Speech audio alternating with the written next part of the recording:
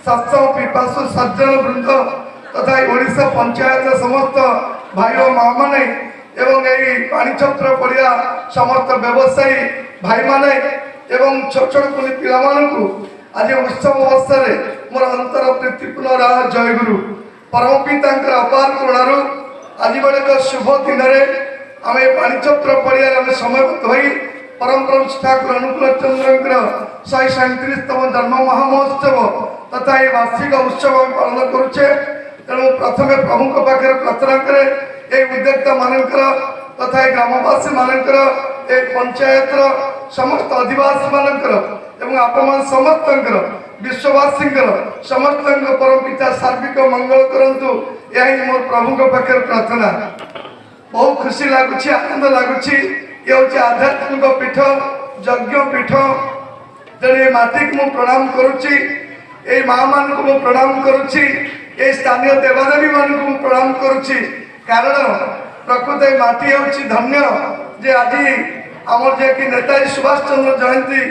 जन्मदिन पालन सारा भारत वर्ष पालन करुचे से ओडिशार कटक जिले में अविभक्त कटक जिले में से जन्मग्रहण करते ये माटी को मुझे प्रणाम करुच्ची कारण माटी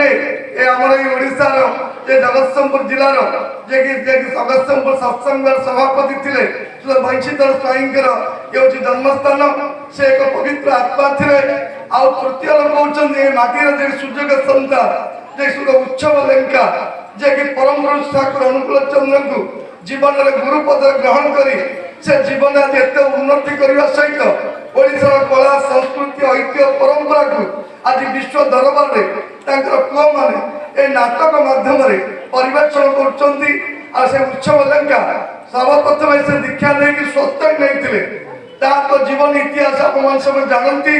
जे ठाकुर अनुकूल चंद्र को जीवन ग्रहण कले मनुष्य केवल उन्नति करे तार उदाहरण होती उत्सव लेंका जहाँ तीन पुत्र विष्णु लेंका शिव लेंका आज सुजोग संतान मान अच्छा बधू जे कि आम जिला परिषद अध्यक्ष अच्छा ब्लॉक चेयरमैन अच्छा पंचायत सरपंच भी अच्छा तेणु आप चिंता करने दरकार जहाँ भाई मैंने आलोचना करगले आज उत्सव मूल लक्ष्य परम पूज्यप दादा कहते उत्सव कहे भजन भोजन जाजन दीक्षा अबाधर चलू थाए मोर भाई तो सुंदर भाव में उत्सव कहीगले आज जो उत्सव लक्ष्य हूँ प्रत्येक आत्मा को परमात्मा सहित युक्त करवा समस्त पुरुषोत्तम ये प्रदत्त जुगमाफिक बीज मंत्र को निजे श्रवण करवा मनन करवा और निज आत्मा को शुद्ध करवा और पूर्व जन्म कर्मफल को खंडन करने आम मैंने प्रत्येक जीवन गुरु ग्रहण करवा दरकार से